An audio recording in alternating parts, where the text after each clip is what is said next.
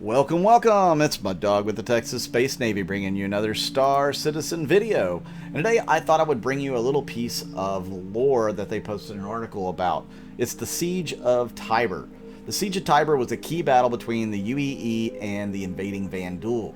It lasted from 2732 to 2736, and it consisted of extensive ground and air engagements, mass bombings, and military blockade from Orion and Vector jump points by the Vandal forces, as well as Virgil and Oberon jump points by the UEE forces.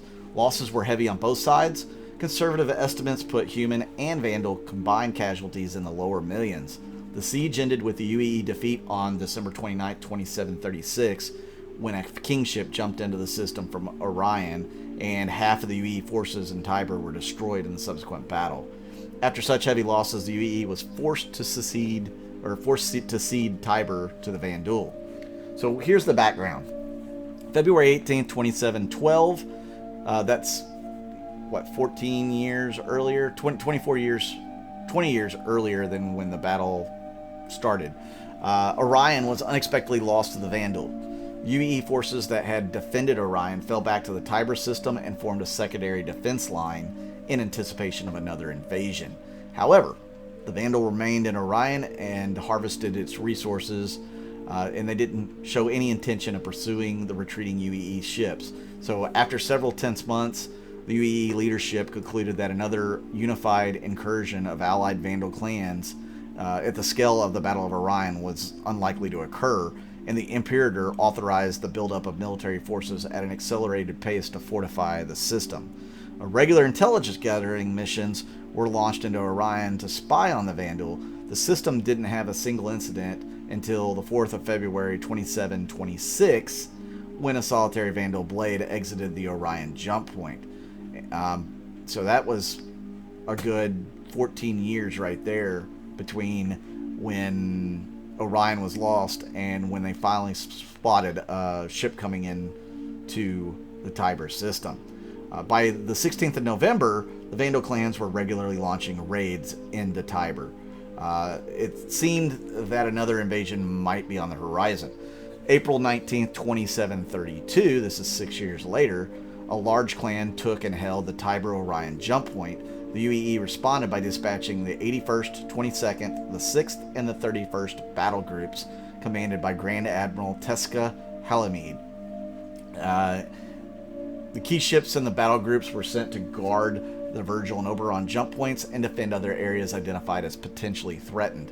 In a surprise move, Halimede issued orders that no ship was to directly engage the Vandal around Orion, or around the jump point, hoping that a defensive position would stall the invasion to give him enough time to find a diplomatic solution to the conflict. Of course, we all know that only the Bantu can probably talk to the Vandal, and that's unlikely too. By the mid-2733, multiple clans had drawn into Tiber by the continued fighting, were battling one another over space stations and outposts as often as they clashed with UEE forces. Most of the UEE capital ships remained in dock, and Halimede searched for a way to communicate with the Vanduul. But by early 2734, three of the clans that had emerged victorious from the repeated battles against other clans launched separate concentrated assaults on Tiber II. They tore through the UEE lines of defense, dropped harvesters, and established encampments all across the planet. With the loss of Tiber II, Halimede was forced to abandon his strategy and go on the offensive. The main flagship of the 31st long docked at INS Anine. The UEES Aquilon led the fleet to the outskirts of Tiber II in order to lure the Vandal camped there into attacking. The strategy paid off. Most of the Vandal on the planet eagerly joined the fray, leaving their on-ground encampments only lightly guarded.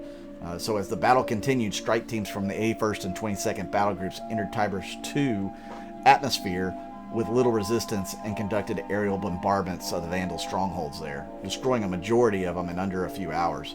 The decimated clans fled the system. Finally committed to total war, Halimede used his bait-and-switch tactic again and again to reclaim lost territory. So for over a year, the Vandal numbers slowly dwindled. However, due to more clans entering Tiber as often as defeated clans fled it, progress was not going as fast as UEE authorities would have liked. So on November 4th, 2735, a large clan appeared in what seemed to be an insignificant part of the system. The UEES Aquilon and a selection of support vessels personally led by Halamede went to investigate the situation. As they approached, hundreds of Vandal poured through a previously unknown jump point from the Vandal system designated Vector and ambushed Halamede. The Aquilon was destroyed and all aboard were lost. Admiral Mira Triolo assumed authority over the battle groups in Tiber after Halamede's death, and her aggressive strategy of confronting the Vandal head-on resulted in a sharp increase in casualties. Under her command, the UEE made multiple attempts over the next year to expel the Vandal, but no attack was successful. Clans continued to enter Tiber from the Orion and Vector systems, and harvesters at work at Tiber 2 kept supply levels high. The UEE ground troops and bombers would succeed in destroying one harvester, only for 2 more to be dropped in its place. Morale was low, and it seemed as long as the Vandal held Tiber 2, it would be impossible to retake the system. So, on September 7th, 2736, Imperator Galor Messer IX ordered the military to bomb the planet into oblivion. The bombing conducted by the 6th Battle Group on November 15th annihilated all Vandal encampments on Tiber 2, and the planet itself was rendered in ruin.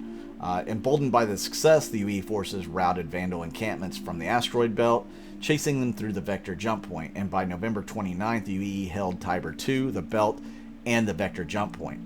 The only Vandal left in the system set up a defensive perimeter around the jump point to Orion. Unless they retreated, their supplies would eventually run out, and the 22nd and 31st returned to MacArthur for much needed repairs, while the 81st and 6th remained behind to pick off those Vandal.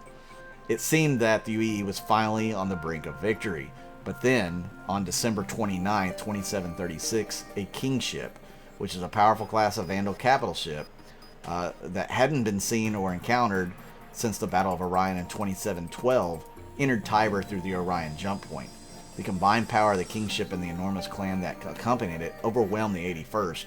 3/4 of the ships were wiped out in a 13-hour period, and the INS Anine was destroyed. The remainder of the battle group fell back to the INS Flavius before receiving order to retreat into Virgil. Admiral Triolo and the 6th stayed behind to hold the line against the Kingship. Reports from survivors indicate that the 6th was able to deal modest damage to the Kingship before losing Triolo, all its capital ships, and the majority of its carriers. So as the last of the 6th battle group retreated into Oberon, having been cut off from Virgil, Tiber was fully surrendered to the Vandal. The UEE had poured so many of the resources into holding Tiber that when the Vandal launched an attack on the Virgil system immediately after Tiber's loss, the UEE Navy was unable to mount sufficient defense to stop them. The beaten remains of the 81st Battle Group fought off the Vandal fleet, while Squadron 214 aided the civilians evacuating from Virgil 1, conducting multiple runs back and forth from Virgil through the Vega jump point. Given the choice between performing a final run and remaining safe, the 214th chose to go into Virgil one last time. Thanks to their actions, over a million civilians escaped Virgil 1. There was every expectation that Vega would be Vandal's next target, but instead the Vandal would not launch another massed attack into UE territory until the fall of Caliban in 2884, which was almost 150 years later. Today, Tiber remains in the Vandal stronghold. Harvesters continue to chew through the system's resources. They strengthen any clan that passed through the area, and because Tiber is connected both to Oberon and Virgil, it provides the Vandal with easy raiding access to UE territory. Oberon and Vega are frequent raiding targets. The UE conducts periodic bombing runs to Tiber, targeting Vandal encampments and harvesters on Tiber 2, along with bases on the asteroid belt, but has been unable so far to reclaim the system. So there you have it. That is the Siege of Tiber in a nutshell. Quickly read as quickly as I could for you. Sorry if it was boring. Hopefully it wasn't. I do want to thank everybody that's tuned in to watch my videos. I know I've been a little slow putting some out here lately. I apologize. Work and family and all that important stuff. It has to be taken care of, right? But thank you once again for tuning in and watching the videos. It helps me when you guys hit the like button and subscribe button. It also helps when you comment on the video. That'll help me get further viewed on the algorithm for YouTube, which at this point I've probably dropped off the algorithm. So every little bit of help helps. I really do appreciate it.